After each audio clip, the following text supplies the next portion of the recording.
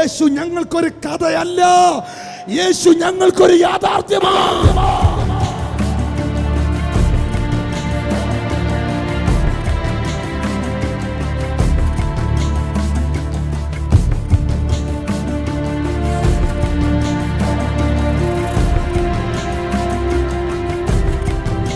Jesus is alive. സ്വർലോകരുടെയും ഭൂലോകരുടെയും അധോലോകരുടെയും മുഴങ്കാലൊക്കെയും യേശുവിൻ നാമത്തിൽ മടങ്ങും.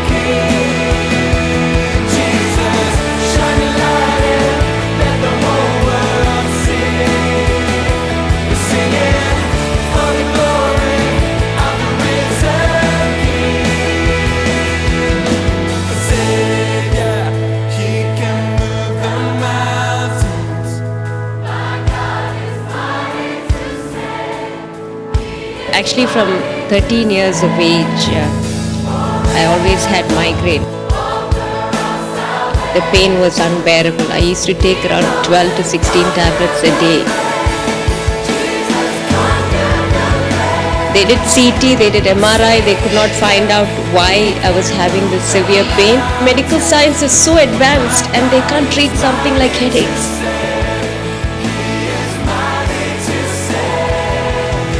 In the evening we came here. That night God did heal me, and that night I stopped my medications. Don't stop praying. Keep knocking, because God will come.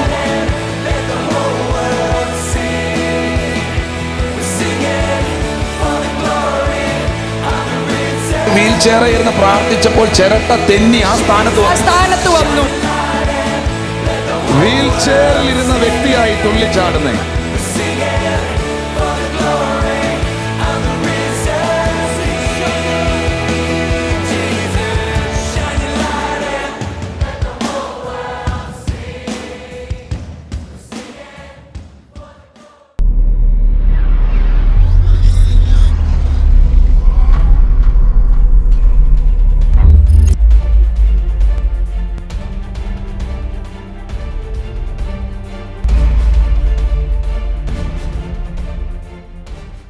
Hallelujah.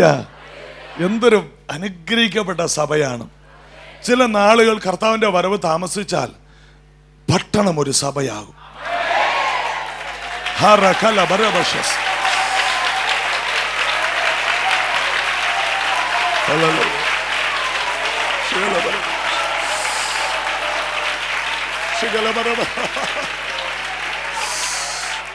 പട്ടണത്തിൽ ഒരു സഭയല്ല, നിന്റെ ഏകജാതനായ മകനെ പോലെ തരാൻ നീ മടിക്കായിക നിമിത്തം. ഉൽപ്പത്തി പുസ്തകം 22:17-18 വാക്യങ്ങളിൽ അബ്രഹാമിനോട് പറയുകയാണ്, നിന്റെ മകനെ നീ യാഗപീഠത്തിന്റെ നേരെ മുകളിൽ കെട്ടിക്കിടത്തി വാൾ ഓങ്ങി. ഞാൻ പറഞ്ഞതുകൊണ്ടാണ് നീ വെട്ടാതിരുന്നത്. സ്വന്തം മകനെ പോലെ തരാൻ എനിക്ക് വേണ്ടി തരാൻ മടിക്കായിക നിമിത്തം ഞാൻ നിന്നെ അനുഗ്രഹിക്കുമെന്നല്ല, ഞാൻ നിന്നെ ഐശ്വര്യമായി അനുഗ്രഹിക്കും. എന്നിട്ട് അതിനകത്ത് പറയുകയാണ് 18-ാം വാക്യത്തിൽ, നിന്റെ സന്തതി ശത്രുക്കളുടെ പട്ടണങ്ങളെ കൈവശമാക്കും.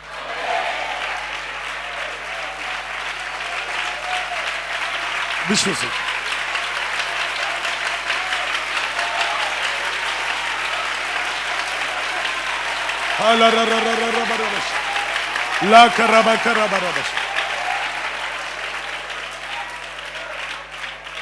അപ്പോൾ ഈ സഭയോട് ദൈവത്തിന് തരാനുള്ള ഒരു പ്രവചനിക വാക്കാണ്, പട്ടണങ്ങളെ കൈവശമാക്കും. പട്ടണങ്ങളെ പിടിക്കും. നിങ്ങൾ ഒരു ടീമായിട്ട് ഇന്ത്യയുടെ ഓരോ പട്ടണങ്ങളിലും നിങ്ങൾ യാത്ര ചെയ്യും. വിശ്വസിക്കുന്നവർ ദൈവത്തെ ആരാധിക്കും. വിശ്വസിക്കുന്നവർ.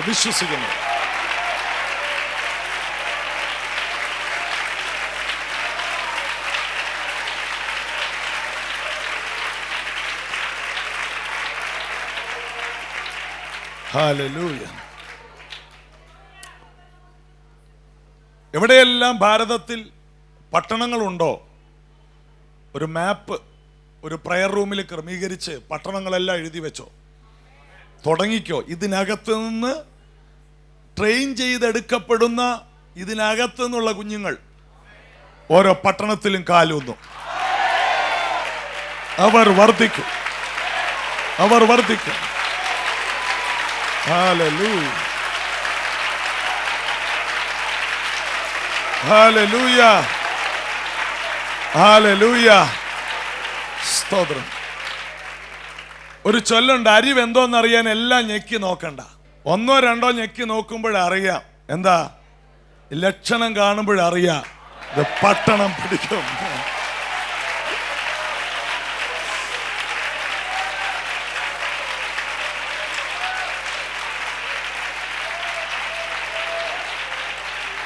ഹല്ലേലൂയ. ഞാൻ എറണാകുളംകാരനാണ്. ഞങ്ങളുടെ ഗ്രാമപ്രദേശങ്ങളിൽ ഒരു ചൊല്ലുണ്ട്, പിള്ളയെ കണ്ടാൽ ഊരിലെ പഞ്ഞമറിയാന്ന്. ഈ ഗ്രഹണി പിടിച്ച് നിക്കറിന് ബട്ടൺസ് ഒക്കെ ഇല്ലാതെ ചില പിള്ളേർ ഇങ്ങനെ നിൽക്കും. ഇതിനെ കണ്ടാൽ അറിയാം ഈ നാട് ഈ ടൈപ്പാണ്. പക്ഷെ ഇവിടെ ഇരിക്കുന്നവരെ കണ്ടാൽ അറിയാം. ഹല്ലേലൂയ. പട്ടണങ്ങളെ പിടിക്കും. ഹല്ലേലൂയ.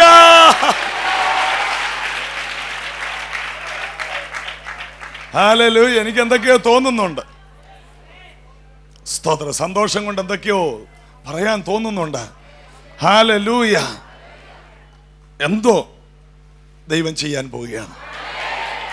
അതിവിടെ ഈ വരുന്ന ദൈവദാസന്മാർ കാരണമല്ല, ദൈവം ഈ ദേശത്ത് ഇതിനെ ഫലപ്രദമായ ഒരു വൃക്ഷമായിട്ട് നട്ടതുകൊണ്ട് ഏത് ദൈവദാസൻ ഇവിടെ വന്ന് കയറി നിന്നാലും ഇവിടെ ഒരു അത്ഭുതം നടക്കും. ഹല്ലേലൂയ. ഹല്ലേലൂയ.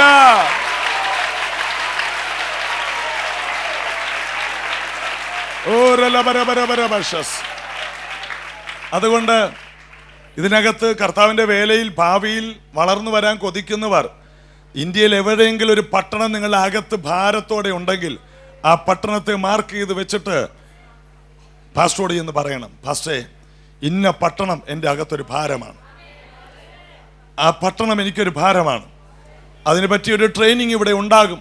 കാരണം ഇത് പറഞ്ഞെങ്കിൽ അതിന് പറ്റിയത് സമയത്ത് കർത്താവ് വെളിപ്പെടുത്തും. ഇന്ത്യയുടെ എല്ലാ ഭാഗത്തും, ഇന്ത്യക്ക് വെളിയിൽ പല സ്ഥലങ്ങളിൽ. ഇന്നിവിടെ ഈ മുൻപിലിരിക്കുന്ന നിങ്ങളായിരിക്കും അന്ന് അവിടെ എഴുന്നേറ്റ് നിൽക്കുന്നത്. അന്ന് നിങ്ങളുടെ മുൻപിൽ ഇതിനേക്കാൾ കൂടുതൽ ആളിരിക്കും. യേശുവിന്റെ വരവായി നടക്കും. ഹല്ലേലൂയ. അത് നടക്കും. ഇതുവരെ ഒരു അത്ഭുതം നിങ്ങൾ കണ്ടിട്ടില്ലെങ്കിൽ നിങ്ങൾ അത്ഭുതങ്ങൾ കാണും. കാരണം അത്ഭുതം കണ്ടില്ലെങ്കിൽ നമുക്ക് എന്തോ കുഴപ്പമുണ്ട്. ഇസ്രായേൽ മക്കൾ ദിവസവും അത്ഭുതം കാണുകയാണ്. ആദ്യം അവരുടെ മുൻപിൽ മന്ന വന്ന് വീണപ്പോൾ അവർ പറഞ്ഞു തേൻ ചേർത്തുണ്ടാക്കിയ ദോശയെന്ന്.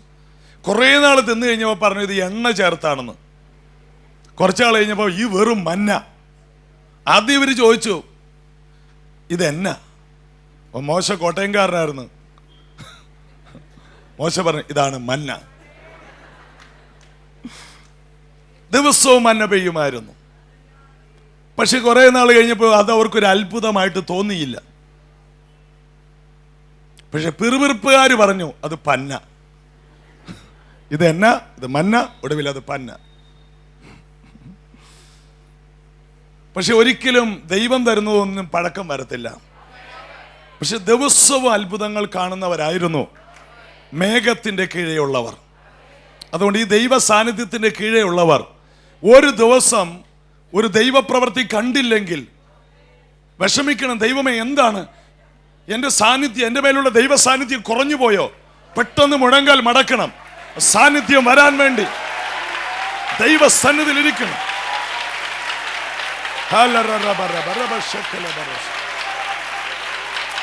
ഹല്ലേലൂയ.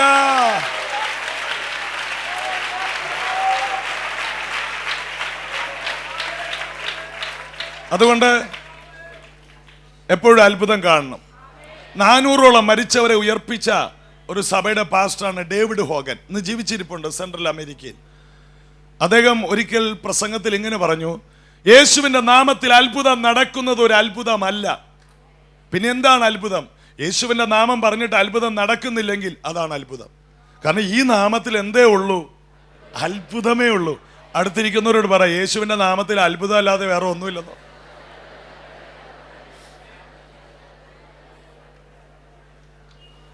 അത് മാത്രമല്ല, യേശുവിൻ്റെ നാമത്തിൽ സകല മുഴങ്കാലും മടങ്ങും, സകല രോഗശക്തികളും കീഴടങ്ങും. എത്ര വലിയ ബന്ധനമാണെങ്കിലും ചില സഭയെ ചെല്ലുമ്പോൾ കാണാം, യേശുവിൻ്റെ നാമത്തിൽ ശാസിക്കുന്നു, എന്നിട്ടും പുള്ളിക്ക് തൃപ്തിയില്ല, പിന്നെ പൽസിക്കുന്നു. പിറ്റേ ദിവസം ചുമയാണ്, ജലദോഷ ആശുപത്രി. എന്താണ്? ഇന്ന് പൽസിച്ചതാണ്. നീ ചങ്ക് പൊട്ടി പൽസിച്ചതുകൊണ്ടൊന്നും അല്ല വിടുതൽ നടക്കുന്നത്. ആ നാമത്തിൽ ഒരു ശക്തിയുണ്ട്. ആ നാമത്തിൽ ഒരു ശക്തിയുണ്ട്. അത് വില മുടക്കിയ നാമമാണ്. തന്നെത്താൻ താഴ്ത്തി വേഷത്തിൽ മനുഷ്യനായി തീർന്ന നാമമാണ്. തന്നെത്താൻ ഒഴിച്ച നാമമാണ്. ക്രൂശോളം അനുസരണമുള്ളവനായി തീർന്ന നാമമാണ്. അതുകൊണ്ട് ദൈവം അവനെ ഉയർത്തി. അപ്പൊ ഉയർത്തി, ഇനി അതിൻ്റെ കീഴെയാണ് എല്ലാം. അതുകൊണ്ട് അത്ഭുതങ്ങൾ കണ്ടേ മതിയാവും. യേശുവിൻ്റെ നാമത്തിൽ പോകുന്ന ഒരു വ്യക്തി അത്ഭുതം കണ്ടിരിക്കും.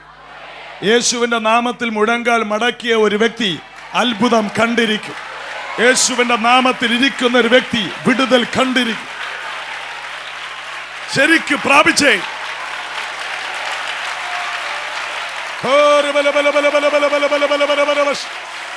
കത്തട്ടെ. അത് കാണും. ഞാനത് കാണും, കാണും, കാണും, കാണും. ഹല്ലേലൂയ.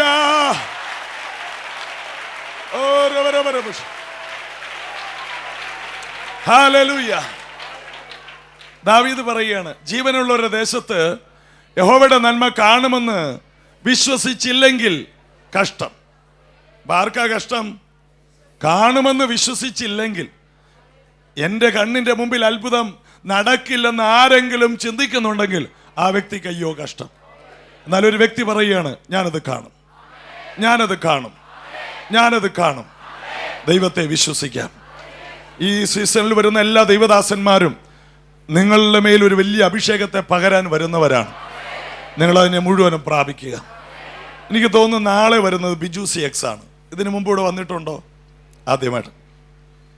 നാളെ എല്ലാവരും വരണം. ഇതിൻ്റെ ഇരട്ടി ആള് വരണം. വെറും 8ാം ക്ലാസ്സുകാരൻ, ശരിക്കും എഴുതാനും വായിക്കാനൊന്നും ശരിക്കറിയാത്ത ഒരു വ്യക്തി.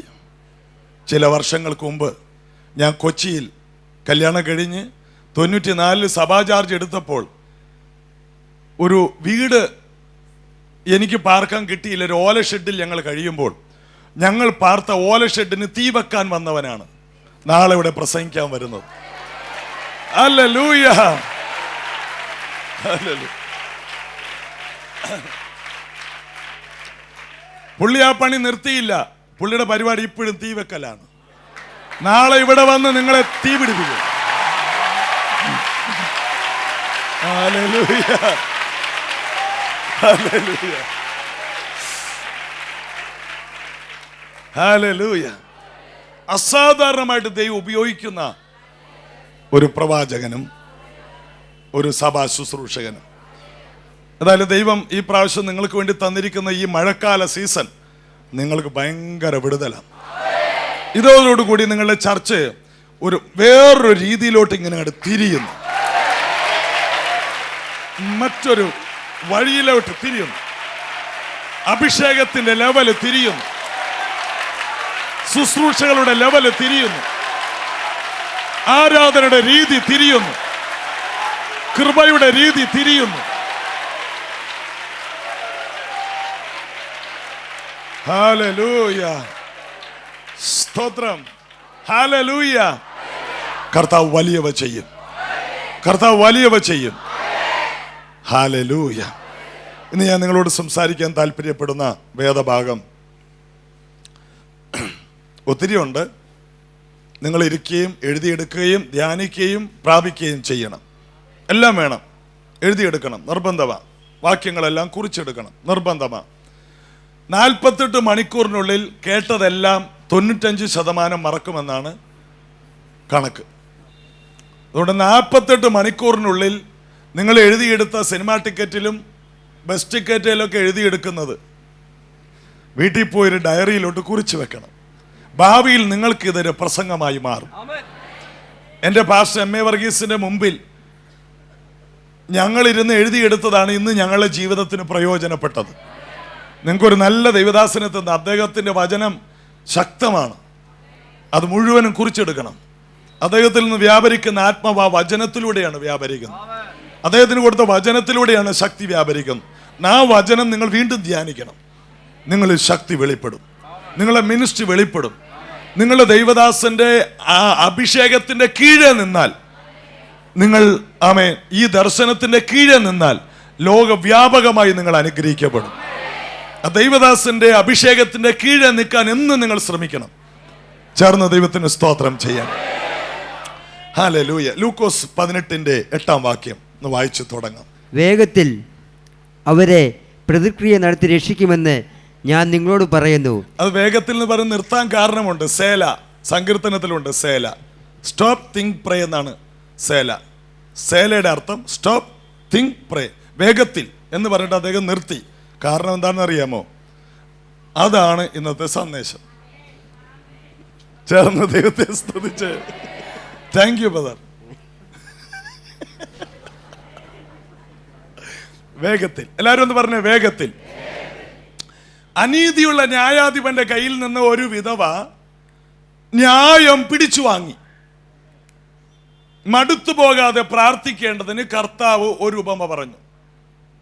അപ്പൊ കർത്താവ് നമ്മെ കുറിച്ച് ആഗ്രഹിക്കുന്ന ഒരു കാര്യം എന്താണ്? മടുത്തു പോകരുത്. കർത്താവ് അങ്ങനെയുള്ള ചില രീതികൾ പറഞ്ഞിട്ടുണ്ട് ബൈബിളിൽ. ഭയപ്പെടരുത്. എന്താ കാരണം എന്നറിയാമോ? അതേ ഉള്ളു. കർത്താവിനെ അറിയാം ഭയം എന്നുള്ളത് ഈ ഭൂമിയിൽ ജീവിക്കുമ്പോൾ ഉണ്ടാകും. അതുകൊണ്ട് കർത്താവ് എന്ത് പറഞ്ഞു? ഭയപ്പെടരുത്. പിന്നെ കർത്താവ് പറഞ്ഞു വിചാരപ്പെടരുത്. എന്താ അതിന്റെ കാരണം? അതേ ഉള്ളു. വെറുതെ ഇരുന്ന് വിചാരപ്പെടാൻ എത്ര നേരം വേണമെങ്കിലും ഉപയോഗിക്കും, പക്ഷെ ഒന്ന് പ്രാർത്ഥിക്കാനോ വിശ്വസിക്കാനോ ഒരു നിമിഷം പോലും ഉപയോഗിക്കില്ല. അത് നമ്മുടെ ജഡത്തിന്റെ പ്രകൃതമാണ്. കർത്താവ് പറഞ്ഞു വിചാരപ്പെടരുത്, മടുത്തു പോകരുത്. കർത്താവിന്റെ മറ്റൊരു പ്രയോഗമാണ് മടുത്തു പോകരുത്. മടുത്തു പോകാതെ പ്രാർത്ഥിക്കണം. അതിന്റെ അർത്ഥം പ്രാർത്ഥനയിൽ എന്തുണ്ടാകും? മടുപ്പുണ്ടാകും. മടുപ്പുണ്ടാകും. മടുപ്പ് എപ്പോഴാണ് ഉണ്ടാകുന്നത്? കർത്താവെ എനിക്ക് ഇന്ന് 1 ലക്ഷം രൂപ ആവശ്യമുണ്ട്, 1 ലക്ഷം രൂപ വേണം. കണ്ണു തുറന്നപ്പോൾ ഒരാൾ 1 ലക്ഷം രൂപയുടെ ചെക്കായിട്ട് നിൽക്കുന്നു. മടുപ്പ് വരുമോ? ഇല്ല. ഇന്ന് പ്രാർത്ഥിച്ചില്ല, നാളെ പ്രാർത്ഥിച്ചില്ല, ഈ വർഷം പ്രാർത്ഥിച്ചിട്ടും കിട്ടിയില്ല. അപ്പോഴാണ് എന്ത് തുടങ്ങുന്നത്? ഓ, ഈ TV പ്രോഗ്രാമൊക്കെ വെറുതെയാ, ഞങ്ങളുടെ ഭാഷ വെറുതെ ഞങ്ങളെ കളിപ്പിക്കുകയാണ്. ഇതെല്ലാവർക്കും ഒന്നും കിട്ടുന്ന കാര്യമല്ല. പിശാച് കൂടെ വന്ന് നമ്മെ മുതുക് തടകി തരും. എടാ മോനെ, അതാണ് ശരി. മടുപ്പ് വരും. അതുകൊണ്ട് കർത്താവിന് അറിയാം നമ്മൾ ഈ ലോകത്തിൽ ജീവിക്കുമ്പോൾ മടുത്തു പോകും. അതുകൊണ്ട് കർത്താവ് ഒരു ഉപമയിലൂടെ, ഒരിക്കലും മറുപടി കൊടുക്കാത്ത നീചൻ, ദൈവത്തെ ഭയമില്ല, മനുഷ്യനെ ശങ്കയുമില്ലാത്ത ഒരു മനുഷ്യൻ, അവൻ്റെ അടുക്കൽ ആർക്കും ചെല്ലാൻ കഴിയില്ല. പക്ഷെ ഒരു സ്ത്രീക്ക് ഒരു കാര്യം നടക്കണമെങ്കിൽ ഒരു സിഗ്നേച്ചർ കിട്ടണം. അത് ഇങ്ങേരിട്ടേ മതിയാവും. അങ്ങേരാണ് ആ ദേശത്തെ ന്യായാധിപൻ. ഇങ്ങേരെ ഒരു കാലത്ത് സിഗ്നേച്ചർ കൊടുക്കത്തില്ല. എടി പെണ്ണെ, ഈ കോമ്പൗണ്ടിൽ കയറിപ്പോകരുത്, തല്ലിക്കൊന്നു കളയും, പട്ടി അഴിച്ചു വിടും. കുറേ നാളായി ഇവൻ പലതും പറഞ്ഞു. പക്ഷേ ഓരോ ദിവസം കഴിയുന്തോറും അവൾ പറയും. ഓരോ ദിവസം അവളെ കഴുത്തെ പിടിച്ച് തള്ളി ഗേറ്റിന് വെളിയിൽ ഇടുവാൻ ആ ഗേറ്റ് കീപ്പർ അവിടെ നിൽപ്പുണ്ടാകും. പിറ്റേ ദിവസം അവൾ പറയും, വീണ് കിടന്നെടുത്ത് പറയും, നാളെ 10 മണി എന്നുള്ളൊരു സമയം ഉണ്ടെങ്കിൽ ഞാൻ ഇതിന് മുമ്പിൽ കാണും. ഇവന് ഭയങ്കര ടെൻഷനായി. രാത്രി കിടന്നിട്ട് ഉറക്കമില്ല. നാളെ അവൾ വരും. രാത്രി ചാടി എഴുന്നേറ്റിട്ട് അപ്പോൾ ഭാര്യ ചോദിച്ചു, എന്നാ മനുഷ്യ, നിങ്ങൾക്ക് ദൈവത്തെയും ഭയമില്ല, മനുഷ്യനെ ശങ്കയില്ല. ശരിയാടി, പക്ഷെ എനിക്ക് അവളെ പേടിയാ. അവൾ നാളെ വരും. ദൈവത്തെ പേടിയില്ല, മനുഷ്യനെയും പേടിയില്ല, പക്ഷേ എനിക്ക് അവളെ പേടിയാ. കാരണം അവളെ ഓരോ പ്രാവശ്യവും പടിക്ക് പുറത്തിടുമ്പോൾ അവൾ ആ കിടന്ന കിടപ്പിൽ ഒരു വാക്ക് പറയാറുണ്ട്, എനിക്ക് ജീവനുണ്ടെങ്കിൽ ഈ ഫയലുമായിട്ട് ഞാൻ നാളെയും വരും. തനിക്ക് ജീവനുണ്ടെങ്കിൽ തൻ്റെ കയ്യിൽ നിന്ന് ഞാൻ ഒപ്പ് മേടിക്കും.